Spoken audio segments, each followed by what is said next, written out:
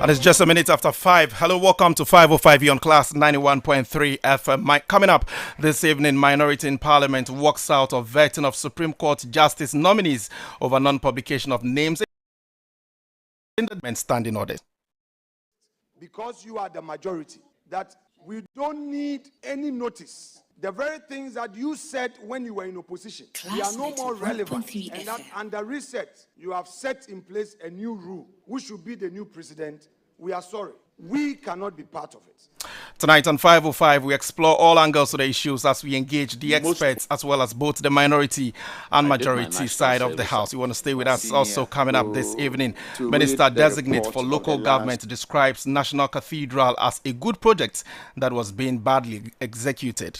The idea of having a national cathedral is, in my opinion, a wonderful, exciting idea. I don't think there's anything wrong having a national cathedral for the Christian community in our country. Now we have more on today's vetting coming up shortly. Also coming up in tonight's program, court finds commercial drivers who were arrested for charging unauthorized fare in Accra. So for those who were arrested, they were sent to court. They've been fined, and as we speak, they have paid their fine. Meanwhile, the Accra Metropolitan Assembly has deployed a task force tonight to clamp down on drivers charging unapproved fares. But as an assembly, the mayor today would also be deploying task force into the city center to ensure that we monitor drivers and their fares. Still in this bulletin, President Mahama says new projects at the Accra International Airport will ease congestion and improve passenger experience. The facility for which we cut the stock today is therefore timely and practical. It will provide additional parking to improve traffic circulation, it will reduce congestion and optimize the use of limited. Now, Wontumi Exim Bank trial set to begin as court orders prosecution to file disclosures within 14 days. And also coming up this evening, did you know that 2 members of parliament have been secretly married? Chairman. Yes. You have introduced the father-in-law, you have introduced the daughter. Yes. So we also have the spouse, Honorable Mrs. Ayariga. And also coming up in business this evening. Savings and loan sector deposits increased from 6.1 billion Ghana cedis to 8.5 billion Ghana cedis in 2025. We'll tell you more at 5:50. And of course, this is 505 on Class 91.3 FM coming your way from our studios here at 3rd Walk Street, North Laboni, Accra, and across all affiliates across the country. You want to stay with us for details to these stories and many more coming up shortly.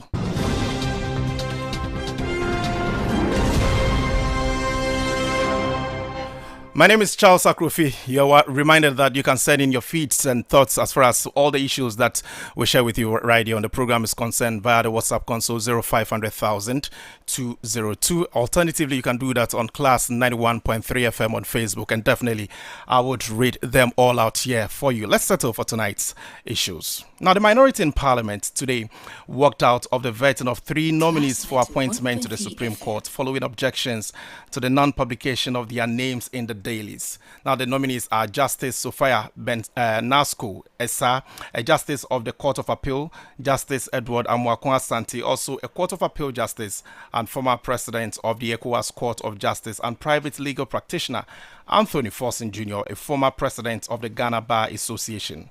The 3 were scheduled to appear before Parliament Appointment Committee today after the House was recalled from recess by the Speaker, Alban Bagbin, for an emergency sitting. However, before the vetting of Justice Edward Amwakwa-Santi could begin, Minority Leader Alexander Penyo-Markin called for the process to be suspended. He argued that the names of the nominees had not been published in the dailies as required under Parliament standing orders, which allows members of the public a minimum of 14 days to submit memoranda on the nominees.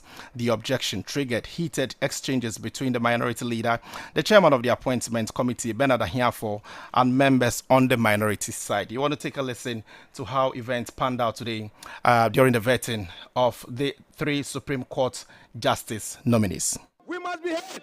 It's not fair. It's not fair. It's not fair. You are taking things too far. Listen and let's cooperate. What you are doing is not fair.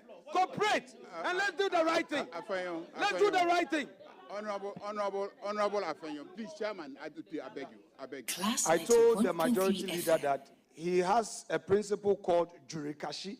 When he's in trouble, he used Takashi and somersault it into jurisprudence. So I call it jurikashi. What you just did is jurikashi. You and I know that there is no set power given to the chair to make a ruling. You know it. Now you say there are some general powers. Chairman, what is happening is unfair, it is improper, it lacks principle. All we want to say is that if you insist, because you are the majority, that we don't need any notice. The very things that you said when you were in opposition, they are no more relevant. And that under reset, you have set in place a new rule, which should be the new president. We are sorry. We cannot be part of it. Well, so that was the minority leader in Parliament, Alexander Apenyo, marking there and what actually happened during the vetting of the 3 Supreme Court justices nominees today at the vetting committee of Parliament. But in response, outgoing majority leader Mahama Ayariga described the minority leader's conduct as disorderly and questioned why he did not raise the same objection when he and Dr. Zaneto Ajiman-Rawlings appeared before the vetting committee of Parliament earlier today. You cannot come today and fault us on the basis of not moving the motion. You are questioning our professional capabilities. We did not move the motion because Speaker said it was unnecessary and that this recall is to consider the nominations. And because the recall is only for 5 days, we should have all the advertisements, all those requirements waived, applied to everybody. I think that even for you as a minority leader, it will not be fair that you say that in the case of myself and Honorable Zaneto, because we are your colleagues in the House, you are willing to pat us on the back by, waiving, and yet when it comes to the judges, you will not accept it. On what basis are you discriminating between us and the judges? If that's the case, I hand over back to you your approval so that we wait, and the same day that you are considering the judges, I will join them to be considered. That's what I will do, because it's not fair. We should treat each other fairly, whether a member of a coordinated branch of government, the judiciary, or the executive. We need to treat everybody fairly. So I disagree with you. Secondly, on the authority of the chairperson of the committee, the chairperson is guided by the standing orders, and it says in order 268, general functions of a chairperson of a committee. He sits here as chairperson of the appointments committee, not as first deputy speaker. And it says that 2683, the chairperson of a committee shall maintain order at a meeting of the committee and decide on each question of order. You have raised an issue of order 3. Yes. No, order. No. To decide a question of order. A question of order is when somebody raises an objection on the basis of the order. Is that okay? That is what we mean when we say a question of order. But the first part of order relates to you being, rowdy, disorderly. So it says that the chairperson of a committee shall maintain order. So the maintenance of order relates to making sure that we all conduct ourselves properly before the committee, such as you cannot be speaking when the chairman has not given authorization to speak.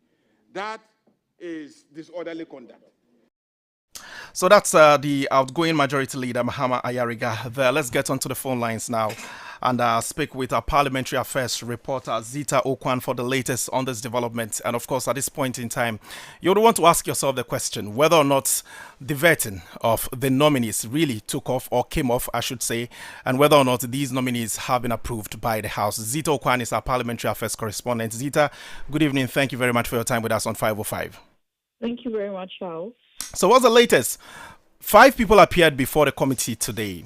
What's the latest in terms of their approval or otherwise? Well, Charles, what it is that I must say that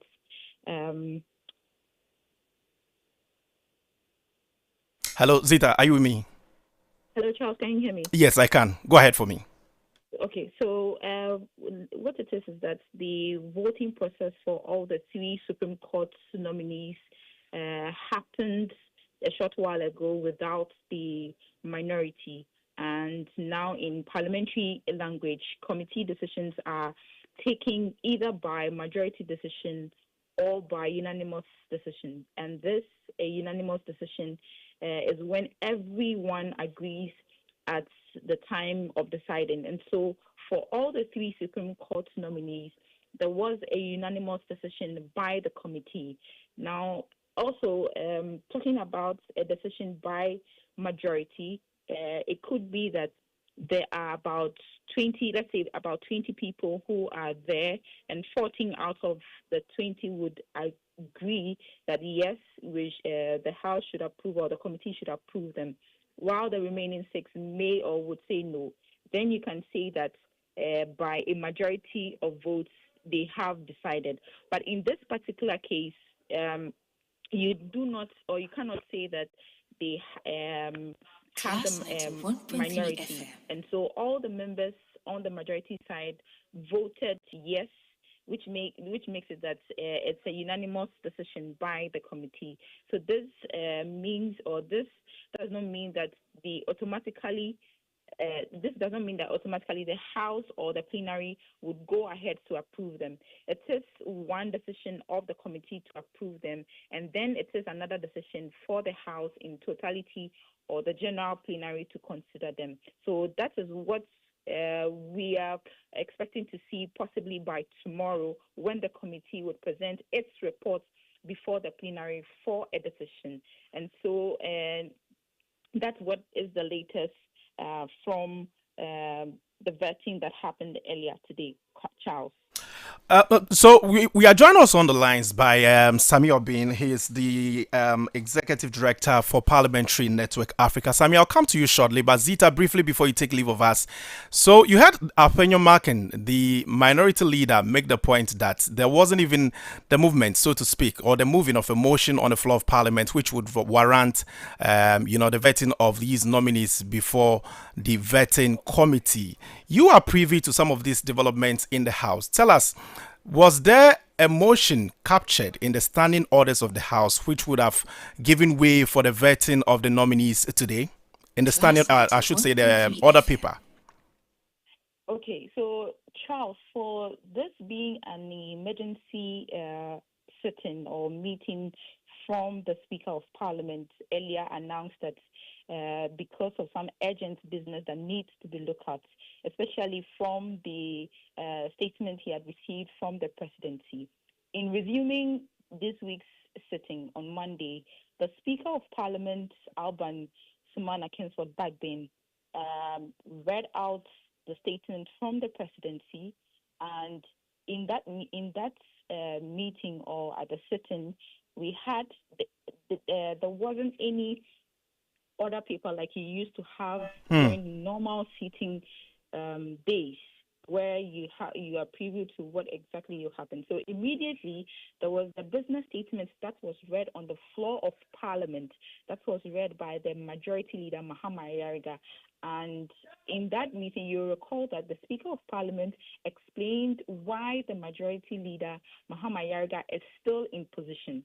So in that meeting, you recall that the majority leader made a statement that the vetting was going to start on Tuesday, but later a memo came out that it was going to be held today, Thursday, 27th of August.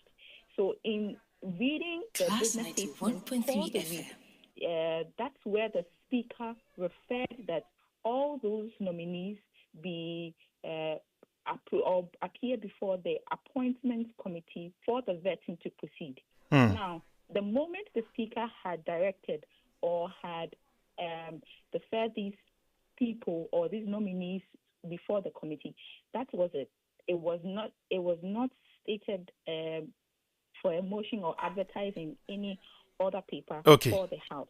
So that's where we need to state the clarity in there. But the minority had mentioned that they needed more time, especially for the three Supreme Court judges, the nominees.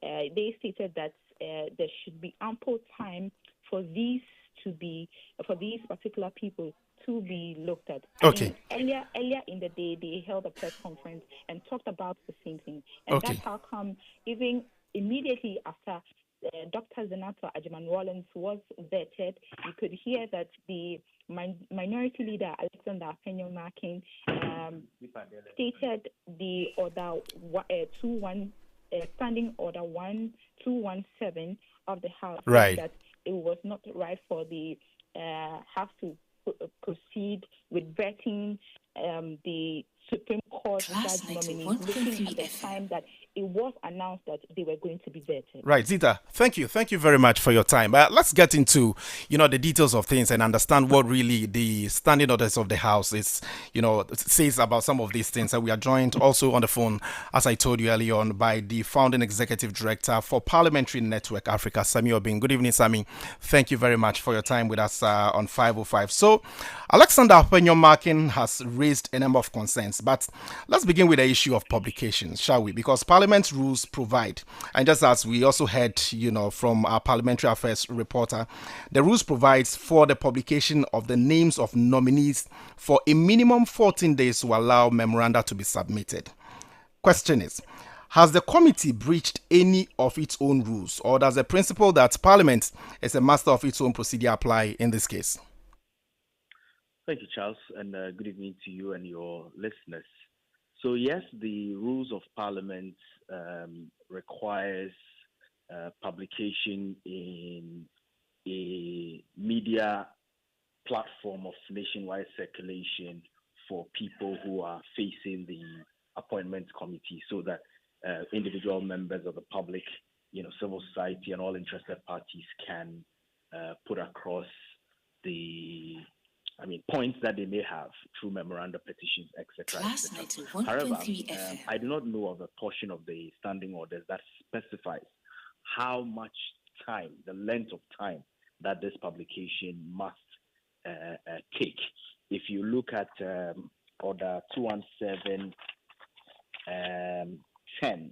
it talks about the names of persons nominated for appointment by the President shall be published in a newspaper of nationwide or national circulation to inform, request memoranda, or representation from the public.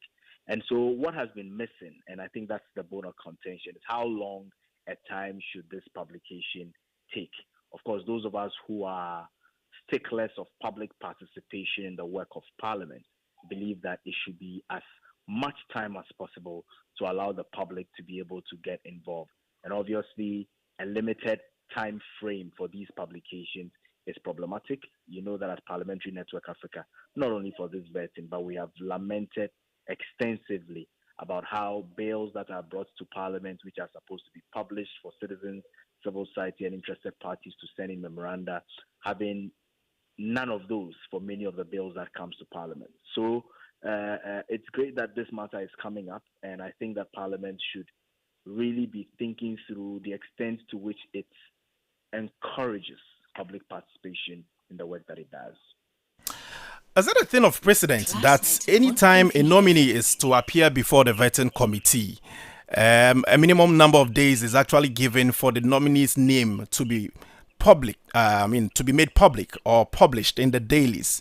Because you heard Afenyo-Markin say that per practice or per what they have known all this while, the nominee's name would have to be published in the dailies for a minimum 14 days. If precedent is anything to go by, shouldn't we also be doing same as far as the vetting of these nominees today is concerned? The Honorable Minority Leader, Mr. Afenyo-Markin, made some very solid points when he raised those preliminary objections, including making references to the situation in 2024 when the tables were the opposite, when the current majority were in minority and his side was in the majority. And the argument that was advanced by many members of Parliament on the then minority side, now on the majority side, who insisted that 14 days or nothing less should be how much time the nominees for appointments to the Supreme Court needed to take before they are taken. We remember what happened during that particular period, including a postponement, etc., etc. And so his point is that, fast forward, what has changed? This may not necessarily be enshrined in the standing orders as 14 days, but if that principle existed then, why is the principle not existing now?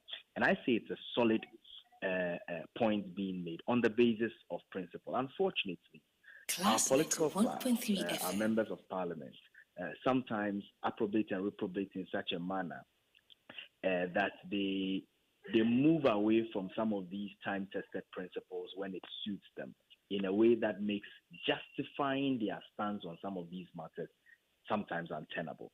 So, for example, if the appointment committee vets all people equally, if once the person falls within the kinds of positions that will require parliamentary approval or prior approval, and you are saying that, let's stick to some time. Let's give it a bit of time, as has been done in the past with Supreme Court judges. Why is it then different for the ministers of state nominees who are coming before the same appointment committee and require the same kind of rigor? Is it that because they are already members of the legislative branch, the principle must not hold? And so I would have sided 100% with the minority side if this principle was espoused to cut across the entire group of people that are actually appearing for vetting, because it is one that the majority side now were proposing when they were in the minority 2 years ago. And if it was good then, it must be good now, and it must be good across the board for whichever nominees. So you cannot finish with the ones that are from ministerial positions because they are your colleagues, because they are members of parliament, and then perhaps because of the partisan political history that surrounds Supreme Court judge nominees and the experience of the past, raise a different bar so far as those ones are concerned. That's where I think that it shot the argument that the minority was making in the foot a bit. Sammy, let me thank you for your time this evening. Pleasure always. And he's a founding executive director of Parliamentary Network Africa, Sammy Obinde. Let's still stay on the line and speak to a former member of parliament. And of course, he's a private legal practitioner now, Honorable Inusa Fuseni. And of course, Honorable, always a pleasure speaking to you. And I hope all is well with you. Yes, I'm fine, and thank you for having me. First of all, you have been a member of parliament before. What do the rules really say about procedures of the House, and the processes leading to the vetting of nominees for appointment to the Supreme Court, just for purposes of education and for laying the foundation upon which my subsequent questions will be posed to you? Well, so when a person is nominated for a position with prior approval of Parliament, or a person to be appointed into a position with prior approval of Parliament. Approval of Parliament has been interpreted to mean that person must go through. Class 91.3 FM. And so the normal practice is that an advert will be caused to be published in the newspaper of national circulation, and then inviting petitions or comments or complaints against the nominee, which complaints or petitions become the part of the vetting process. I see. So how then did we get here to talk about a minimum of 2 weeks? Because I'm reading from the standing orders, and I'm talking about 217 clause 10, which says that, of course, there should be the publication of the nominees, the names of these nominees in the dailies. But it doesn't state in there that there should be a minimum of 2 weeks. How then did we get here in the first place? Well, I do not know how we got here in the first place. But again, when you go to look at Order 35 or so of the new standing orders, a member can move for the suspension of the part of the rules regarding the publication in the national newspapers, and must give reasons for that. All right, let's talk about right. So you will see that, and Parliament itself, as a master of its own rules, can decide to waive that requirement and proceed to do the vetting based on the Class 91.3 FM.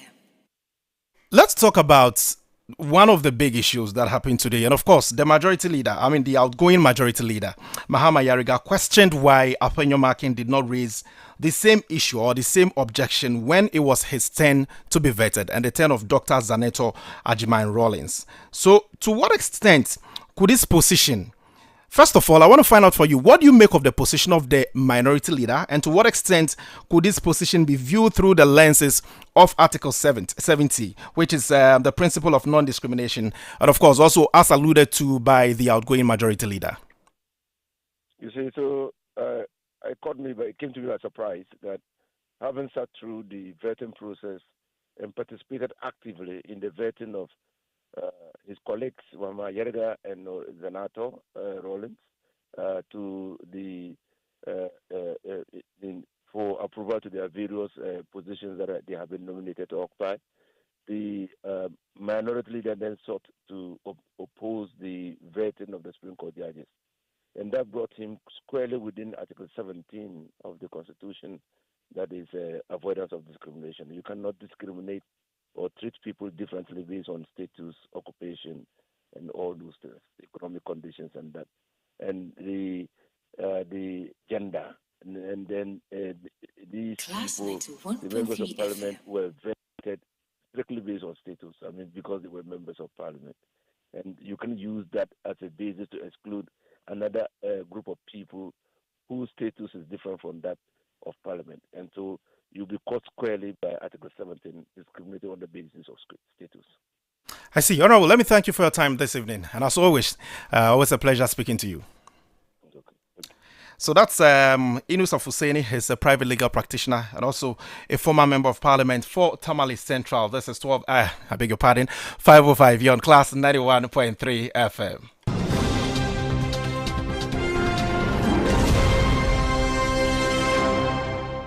Now, Minister Designate for Local Government, Chieftaincy and Religious Affairs, Mahama Yariga, has described the National Cathedral project initiated by former President Nana Addo Dankwa Akufo-Addo as a good idea that was poorly implemented. Yariga made the assessment when he appeared before Parliament Appointment Committee for his vetting as part of the processes leading to his possible approval as minister. And of course, at this point in time, you know that the committee has gone ahead to approve him, and we're expecting same reports to be delivered on the floor of Parliament. Now, the Boku Central Member of Parliament said he had no fundamental objection to the establishment of a national cathedral for Christians in Ghana, noting that religious worship plays an important role in the lives of many Ghanaians.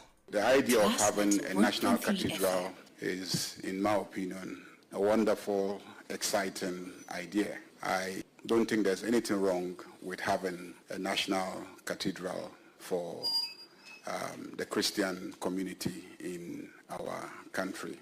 If you are asking specifically about the National Cathedral that President Nana Akufo-Addo, when he was president, initiated, I also don't think there's any problem with the idea. I think it was a good idea that was badly executed. Otherwise, I don't think there's a problem with having a national cathedral. I personally had issues with the location. I thought that the location would rather just increase the traffic congestion in that neighborhood. And I also felt that it wasn't the best idea, that given the availability of a lot of land by the ocean, that we hadn't elected to use those lands that were free, and then we pull down bungalows. The second issue is also that I believe that we should have mobilized a lot of private and philanthropical support for the construction, and that also, I think, was a shortfalling of the entire project. Class 91.3 FM. If I am approved by this House and I become the minister responsible for chieftaincy affairs, I will engage the leadership of the Christian community in this country. And I want to assure you that if they remain committed to the construction of a national cathedral, I will engage the president, and if it is the wish of the president, I will wholeheartedly support and mobilize for the project to be continued and, God willing, completed. And so you have the majority, that's the outgoing majority leader, Mahama Ayariga. Let me know what you make of the development so far. I mean, all the issues that we've shared with you so far on tonight's edition of 505 is concerned via our WhatsApp console 0500,000 202 0500,000 202 505. You're on class 91.3 FM. Let's turn attention to some other developments, and specifically we're doing some transport issues because the Accra Metropolitan Assembly has fined 6 commercial transport operators arrested for charging passengers above approved fares in the Central Business District. The 6, comprising 3 drivers and 3 vehicle conductors, popularly known as mates, were arrested during an enforcement operation on Tuesday, August 25, targeting commercial vehicles operating from the Central Business District to Awushi, Kasua, and Medina. Speaking to Class News, Public Relations Officer for the Accra Metropolitan Assembly, Gilbert Ankra, disclosed that the 6 were subsequently taken to court and fined. He further disclosed that the Assembly will deploy a task force into the city to clamp down on drivers charging fares above the approved rates. He warned that any driver caught charging above the approved fare will be arrested and prosecuted. The Assembly maintains that the exercise is aimed at ensuring compliance with transport or approved transport fares and protecting commuters from arbitrary charges. So for those who were arrested, they were sent to court. They've been fined, and as we speak, they have paid their fine. But as an assembly, the mayor today would also be deploying the task force into the city center to ensure that we monitor the drivers and the fare. If any driver is caught going contrary to approved fares collection, he would also be arrested and then prosecuted in the same way. But for those who were arrested, if they continue and then they get arrested again, of course, their punishment will require deeper. And you heard the Public Relations Officer for the Accra Metropolitan Assembly, Gilbert Ankra. Meanwhile, the Ghana Private Road Transport Union is blaming the current unapproved fares charged by some commercial operators in Accra on drivers operating outside recognized transport unions. There are complaints from some commuters who say they are being made to pay more than the usual fares, despite the suspension of a proposed 30% increase in transport fares.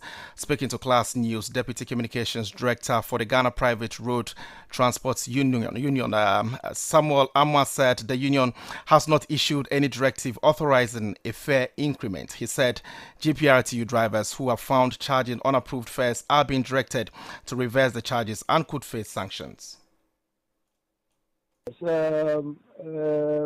have started receiving complaints from some of our passengers about some drivers that are charging unapproved fares. Actually, we have not increased transport fares as we used to state, and that after our engagement with the transport ministry, we all agreed that we wait till this end of this month, that is the end of month of August, before we check on where the fuel price will get to before we also know what to do.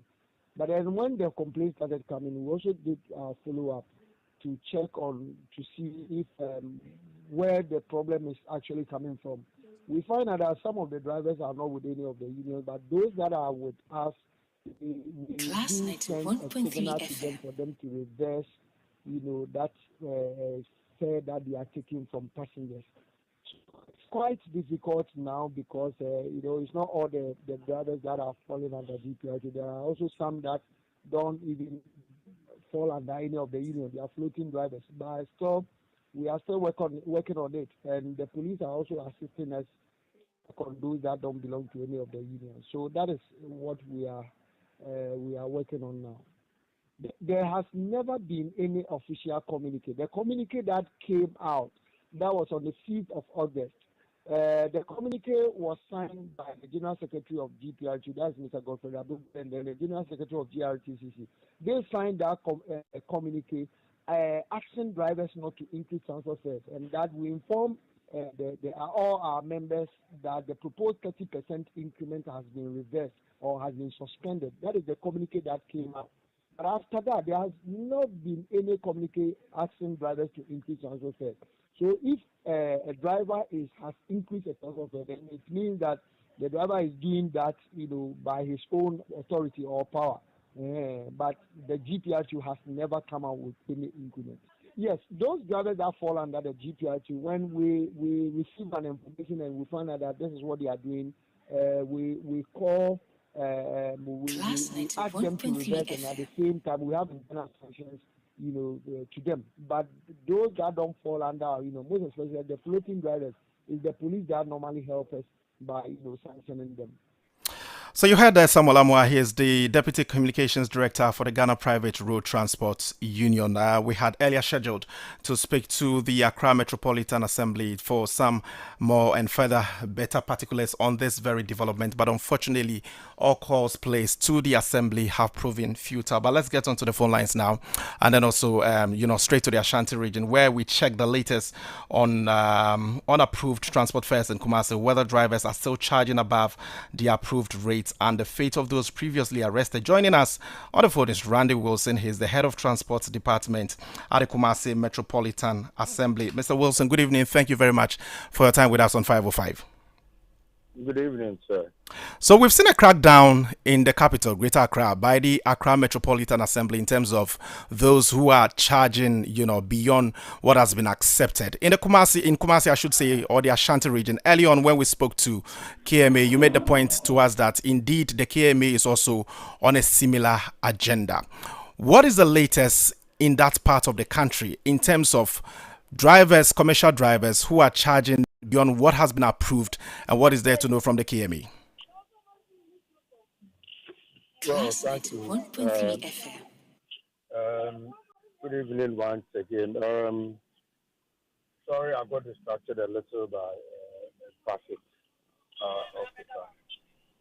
officer. We have been able to carry through certain level of activities, and I would say most of the time we had depended on reports from passengers and then a few of our officers who we put on the various stations to check on these things. There's been a little reduction in the reportage of the illegal charging of lorry fares, but I wouldn't say it is a total stop, because we still have some drivers who wouldn't go to the various stations but would load from the roadside. We still have a few of the station drivers who, when the station executives are not there and it is during the rush hour, they would want to do their own thing. And then we've also had a few of the places where the station have decided to add just one CD. Class 91.3 FM. Now, what we have done in the past, let me give 2 or 3 examples of specific places. We were at Santase terminal where they load to Tek, Atonsu, and the rest. They had unilaterally put a 1 CD on their fares. We spoke to the executives, and when we left, we had information that they were charging the new fares that they had put up. And so we put our security officers, and what happened is that they get into your vehicle, you charge the unapproved fare, and the vehicle is arrested. We picked a few of them. The rest of the drivers went on strike, protesting against the action, saying that if we do not allow their members to come, then they wouldn't load. I had information from Barikesi area that if they are not going to be allowed to charge the extra fares, they were not bringing passengers home. Barikesi is outside KMA's jurisdiction, but they still report on some of these things to us. We had Donina Aprade also having similar issues. They load from Roman Hill. So we called the executives and then spoke to them and brought them to the office, and then they had agreed to bring the fares back. So these are some of the specific things that we have done. But we expect that this stops, but human nature. Some of them, especially the illegal ones, will still want to take advantage of the system and charge illegally. But the enforcement team is on. we are waiting for a final blow of the whistle so that serious prosecution will be done to any driver that flouts the rule. Thank you. Before you take leave of us this evening, could you bring us up to speed with the number of persons who have been arrested so far? Well, unlike in the past where we were documenting this, we arrest these vehicles, bring them to our terminal, and after a couple of hours, we let them go. In the past, we were keeping the vehicles and taking records of the exercises that have been carried out. So I wouldn't be able to state categorically that we arrested this number and this is what, how many we have let them, or what happened to them. Just as I mentioned earlier on, we work with the instruction from above. So pick them up, let them stay for a couple of hours, and let them go. So some of them come, some of them even left from Santati. We bring you all the way to the KMA towing yard. Maybe after an hour, we let the vehicle go back. So sitting down and compiling a total of this, we have not been able to do that. Let's see how the exercise actually goes. But let me thank you for your time tonight on 505. And thank you too. And that's the head of transport department at the Kumasi Metropolitan Assembly, Randy Wilson there. This is 505 here on Class 91.3 FM. And of course, on Facebook, Class 913. You can send in your feeds there and also via WhatsApp console 0500,000 202 0500,000 202.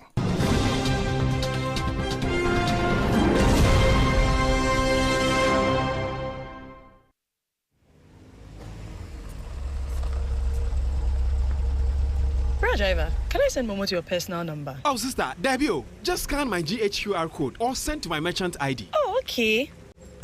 Nice one. Customer. And thank you for the 5 stars too. Of course. You've given me good service and an even simpler way to pay. I like your movement, Pan. Online drivers and Pragear drivers. Every fare you collect with Momo moves you up the leaderboard and closer to amazing prizes. Register at any MTN office with your registered business certificate and sign up to become a Momo merchant driver today. Ride all the way with Momo. Terms and conditions apply.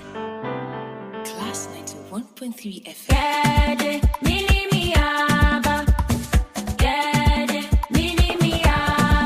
When mini me a choma day, that be where we go day. Where mini me day, that be where the crunch go day. Say a party, mini me a choma crunchy.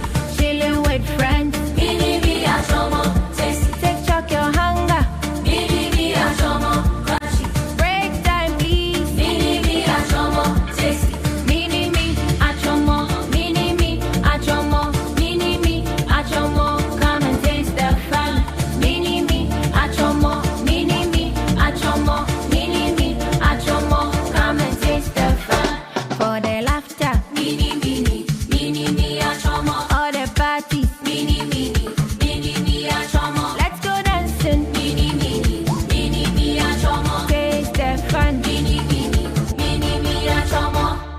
This advert is FDA approved.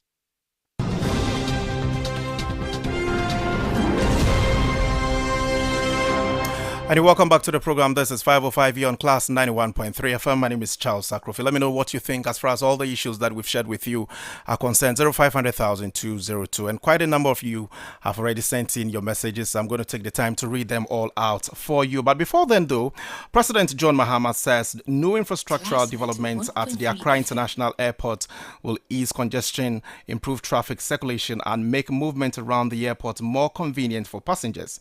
He was speaking at the sword cutting ceremony for the multi-tiered, multi-purpose car park and airport hotels complex. The project will feature 2 hotels, a pedestrian connector to the terminal, more than 2,000 car park bays, a shopping mall with a food court, retail and office spaces, as well as a sky lounge and sky observatory for aircraft viewing. The busy airport will acknowledge that the passenger experience begins long before you check in, and it does not end after you have collected your baggage. Access parking, movement, safety, convenience, and hospitality are all essential parts of that experience. The facility for which we cut the salt today is therefore a timely and practical response. It will provide additional parking, it will improve traffic circulation, it will reduce congestion and optimize the use of limited land within the airport enclave. By building vertically, we're using space more efficiently while creating room for other services that an international airport requires. The government, through the Ghana Airports Company Limited, is responding proactively by constructing this multi-purpose, multi-tiered complex. Umbrella man, you can. The 7-story development, when completed, provide approximately 2,030 covered parking bays. It will substantially increase parking capacity at Terminal 3. But this project is much more than just a car park. It is an integrated airport development that is designed to meet the needs of modern passengers, the business traveler, the tourist, the airline community, and the wider public. The complex, as you were told by the managing director, will include a 120-room, 5-star premium hotel.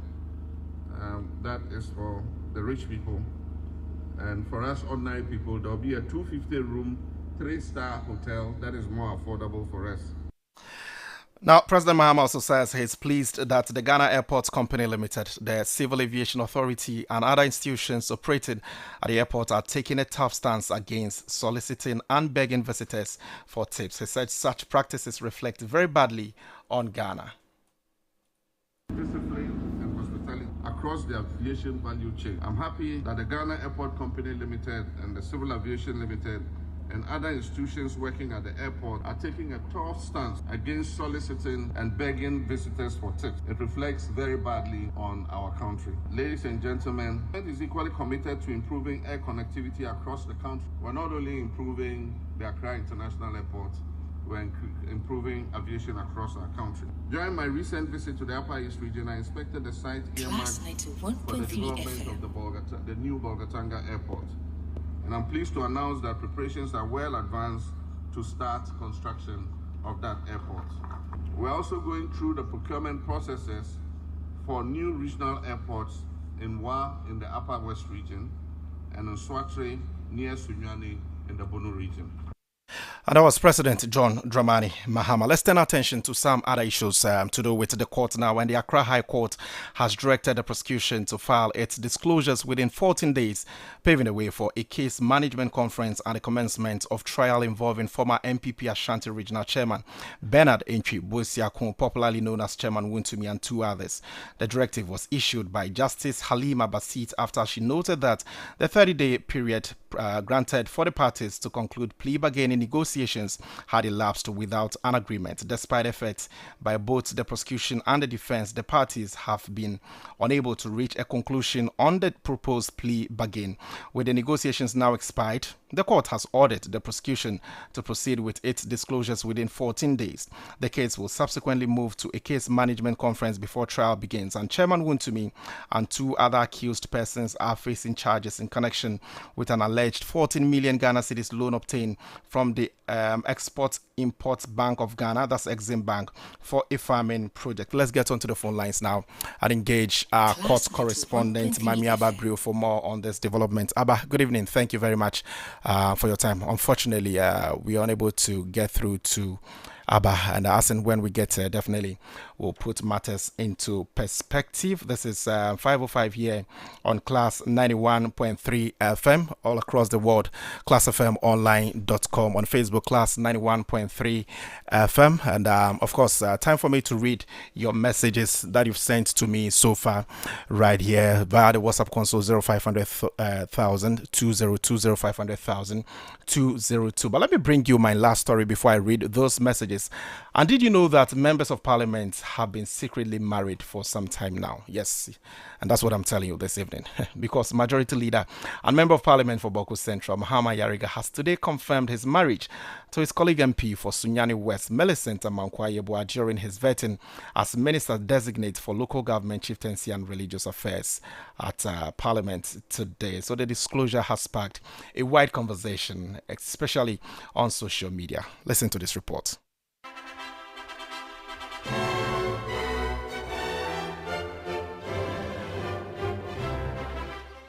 Chairman. Yes. You have introduced the father-in-law, you haven't introduced the daughter. Yes. So we also have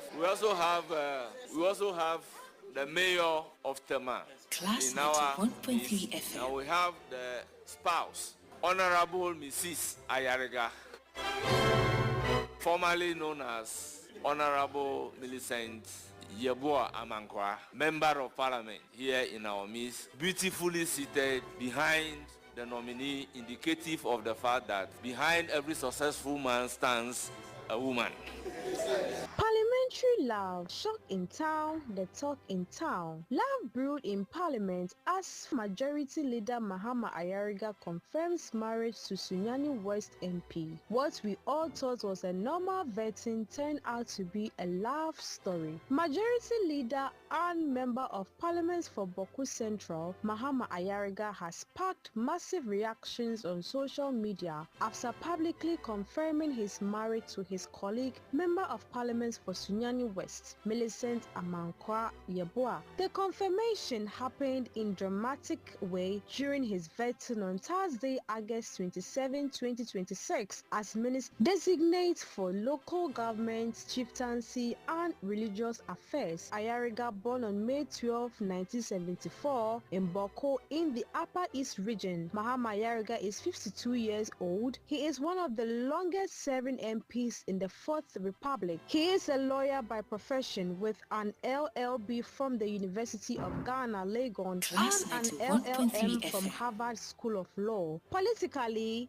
he first entered Parliament in January 2005 for Boko Central, lost 2008 and reclaimed the seat in 2012. He was recently Majority Leader of the 9th Parliament. Although Muslims are entitled to marry many, Mahama Ayariga has always kept his private life away from the public. Though he is publicly known to be married with children, details of his previous family have remained private, making this public introduction of his new wife a rare moment. Millicent Yeboah, age 34, represents the new generation of legislators in Parliament. She is the MP for Sunyani West on the ticket of the National Democratic Congress (NDC), having won the seat in December 2024 general election after defeating long-serving Ignatius Bafo Ewa of the MPP. She studied at the Kwame Nkrumah University of Science and Technology, formerly known as Millicent Yeboah Amankwa, now officially known as Mrs. Ayariga. The couple now make history as one of the few married couples serving together as MPs in Ghana's parliament, serving as partners at home and colleagues in the chamber. This may look like a power couple, but what does the parliamentary law say? Class 91.3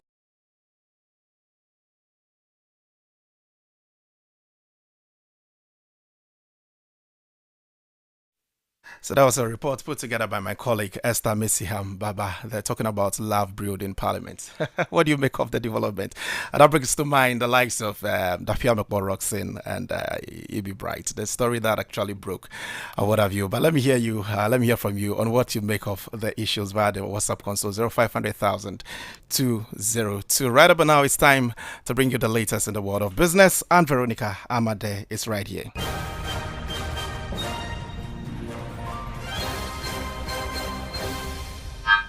And in business tonight, the Ghana Association of Savings and Loans Companies says deposits in the sector rose from 6.1 billion Ghana cedis to 8.5 billion Ghana cedis by the end of 2025. According to the association, despite liquidity pressures and rising funding costs, the report shows a steady growth path. Speaking at the 16th Annual General Meeting, the Chief Executive Officer, Trinibua Kodiabuache, said the sector's non-performing loan ratio declined from 15 to 14%, with a target of bringing it below 10% by the year. Our institutions continue to mobilize deposits, and if you check our reports from page 31 to page 33, you will see that Class 91.3 FM. 6.1 billion to 8.5 billion. Credits actually grew the most. The challenges confronting our institutions are real, and these should not be understated. The sector continues to contend with pressure on liquidity and funding costs. Asset quality concerns, even though industry NPL ratio declined marginally from 15 to 14, 13%. This is not where we want to be as an industry. We are actually working towards making sure that by the end of the year, we are below the 10% that the central bank requires. You heard the CEO of the Ghana Association of Savings and Loans Companies, Now, to some other stories, the World Bank says delays in Ghana's energy sector recovery programs are costing the country about $1 billion annually. It's warned that continued financial pressures in the sector pose a major risk to Ghana's fiscal recovery and could undermine gains made under the IMF program. Speaking at the launch of the 2026 Ghana Economic Update, World Bank Country Director for Ghana, Liberia, and Sierra Leone, Robert Talisio, says urgent action is needed alongside reforms in other state-owned enterprises. He cautioned that without decisive measures, Ghana's recent fiscal gains could quickly be reversed. Leading to higher energy prices, production costs, and broad inflationary pressures on the economy.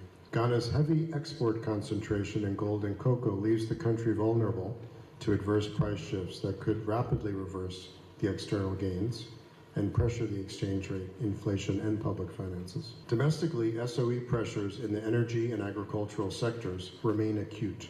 Delays in the energy sector recovery program cost the country approximately $1 billion annually, a staggering sum.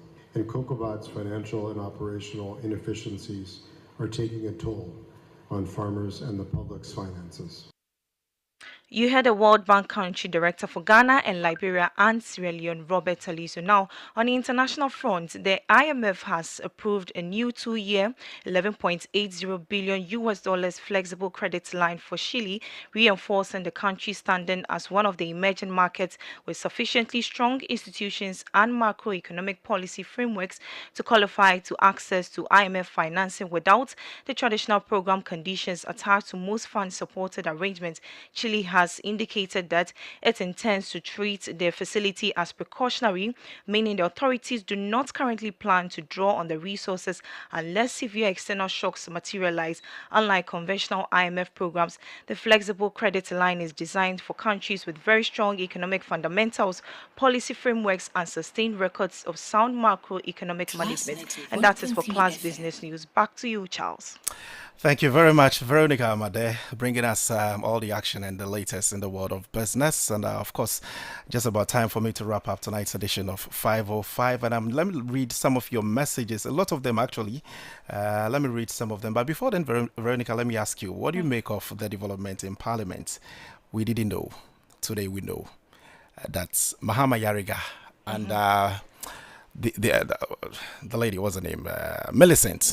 Have been married all this while. Yeah. How did that come to you? Oh, I wasn't surprised though, because I could see them in Parliament when I used to go to Parliament. I see them rolling around, but so it doesn't come to you as a surprise. Oh, it's not a surprise. But he's not the only one to marry his parliamentary person, so this is not anything politician to politician. They but say. What about you? Dafia Mekpo, Roxanne, and then Ibi Bright are also there. I remember when the news broke out, everybody was like, "But it's not a surprise. Why can't you marry somebody who's the same office with you, or who is in the same institution? Can you?" Anyway, let's see. That's Veronica Ahmad there for you. But a lot of your messages, maybe Yao Malta, who is readying himself to come your way with the after drive. I'll take maybe 3 minutes of your time this evening to do the messages that I've received in here. The minority leader, Afenyomake, needs an orientation on how to speak and give respect to people and his colleagues. How can you accuse the whole majority group forcibly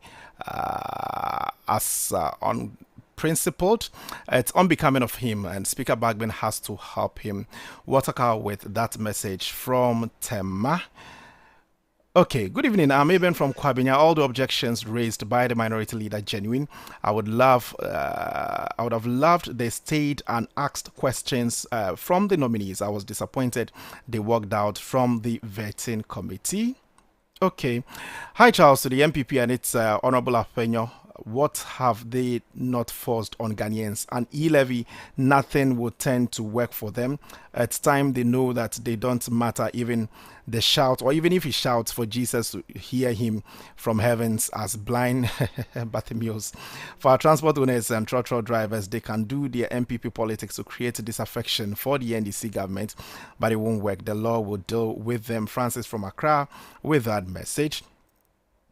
Charles, the minority's decision to walk out of Parliament over the vetting of judges and ministerial nominees and Supreme Court judges will not make their disappointment reasonable.